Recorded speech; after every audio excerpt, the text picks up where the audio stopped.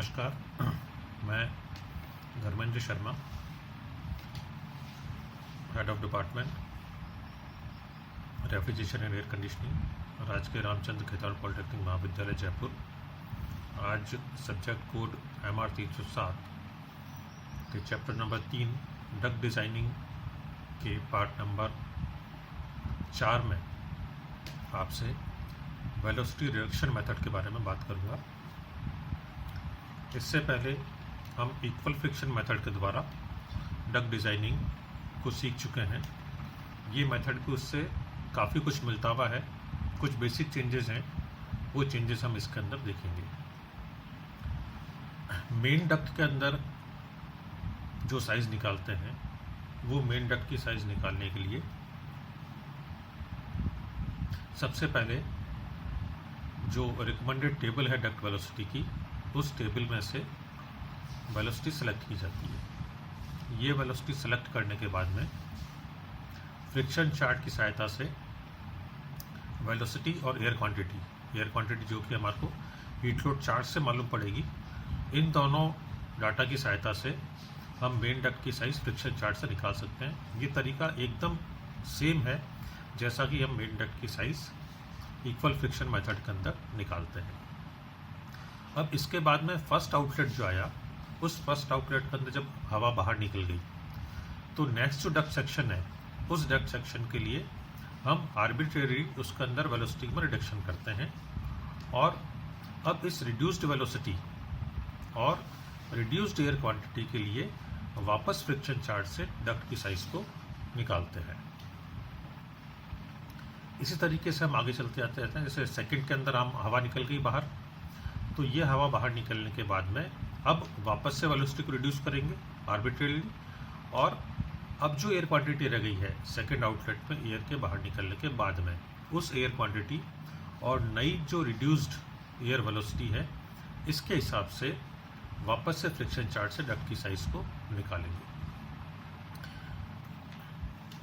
जो टेबल हम काम में लेते हैं रिकमेंडेड वेलोसिटी के लिए, वो सेम वही टेबल है जो कि इक्वल फ्रिक्शन में काम लेते हैं। ये टेबल आपको यहाँ पे दिखाई दे रही है। इसके अंदर आप वापस से देखें कि अलग अलग एप्लीकेशन के लिए कंट्रोलिंग फैक्टर नॉइज जनरेशन या फिर कंट्रोलिंग फैक्टर डक्ट फ्रिक्शन, इन दोनों में से किसी भी बेसिस के ऊपर आप मेन डक्ट की वेलोसिटी यहाँ से सिलेक्ट कर सकते हैं। ये ध्यान में रखना है कि ये जो टेबल है, ये टेबल सिर्फ मेन डक्ट यानी कि फैन से जो डक्ट जुड़ रही है, उस डक्ट की वेलोसिटी को लेने के लिए काम में आएगी। इसके बाद में वेलोसिटी जो भी रिड्यूस करनी है, वो डिज़ाइनर को अपने एक्सपीरियंस के हिसाब से ही रिड्यूस करनी है। उसके लिए कोई भी टेबल या कोई भी डाटा उपलब्ध नहीं होता है। तो इक्वल फ्रिक्शन में हम देखें तो उसमें भी जैसे जैसे हम आगे जाते जाते हैं, वैसे वैसे वेलोसिटी ऑटोमेटिकली रिड्यूस होती है, मगर हम उसमें करते क्या हैं, हम उसमें फ्रिक्शन को कांस्टेंट रखते हैं। अब यहाँ पे हम फ्रिक्शन पे कोई ध्यान नहीं दे रहे हैं, यहाँ पे हम सिर्फ वेलोसिटी को रिड्यूस कर रहे हैं। अब ये रिड्यूस कितनी करनी है, ये डिपेंड करेगा कि आउटलेट के ऊपर कितनी हवा आपके बाहर निकल रही है। उसके बेसिस के ऊपर आप नेक्स्ट डक्ट सेक्शन के अंदर वेलोसिटी को रिड्यूस करेंगे। ये फ्रिक्शन चार्ट है, सेम वही फ्रिक्शन चार्ट है जो कि हम इक्वल फ्रिक्शन में काम लेते हैं, जिसके अंदर यदि दो पैरामीटर हमारे को मालूम है, अभी इस मेथड के अंदर हमारे को दो पैरामीटर जो मालूम होंगे, वो एक तो है फ्लो रेट, एयर की फ्लो रेट, और दूसरा है एयर की वेलोसिटी। इन दोनों से हम डक्ट का डायामीटर इस चार्ट की सहायता से निकाल सकते हैं।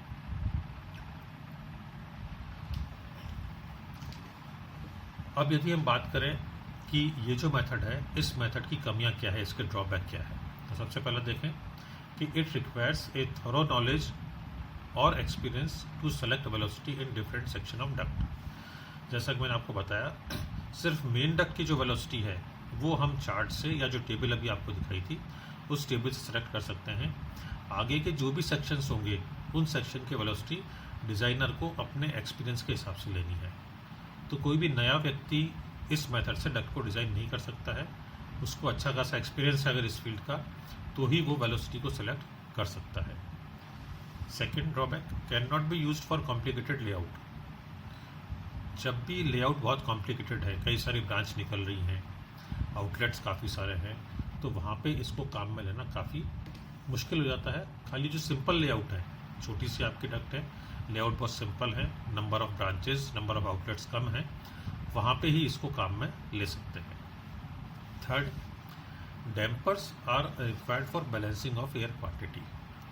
अब इसके अंदर भी आप देखें कि हर ब्रांच के ऊपर या हर आउटलेट के ऊपर जो प्रेशर होगा, जिसको कि हम बोलते हैं स्टैटिक प्रेशर, वो स्टैटिक प्रेशर अलग अलग होगा। स्टैटिक प्रेशर अलग अलग होने की वजह से जिस एयर क्वांटिटी के लिए हमने पर्टिकुलर ब्रांच को या पर्टिकुलर आउटलेट को डिज़ाइन किया है, ज़रूरी नहीं है कि सेम उतनी ही क्वांटिटी उस ब्रांच के अंदर या फिर उस आउटलेट के अंदर जा रही हो।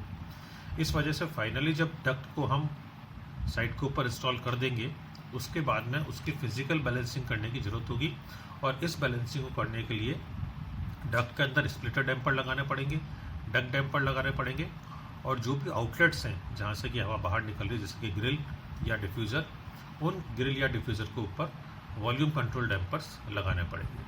तो बैलेंसिंग जो है वो बैलेंसिंग इस केस के अंदर ज़रूरी है, और ये बैलेंसिंग की कॉस्ट जो है वो काफ़ी हो सकती है। अगर हम एडवांटेज की बात करें तो इसका एक ही एडवांटेज है कि ये सिंपल है।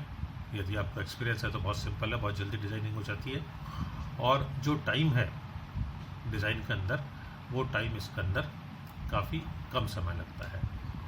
तो बेसिकली ओवरऑल हम देखें तो ये जो मेथड है वेलोसिटी रिडक्शन मेथड, इसमें ड्रॉबैक्स जो है, जो इसके नुकसान जो है वो नुकसान ज़्यादा हैं, मगर कमियां जो फ़ायदे हैं वो फ़ायदे बहुत कम हैं।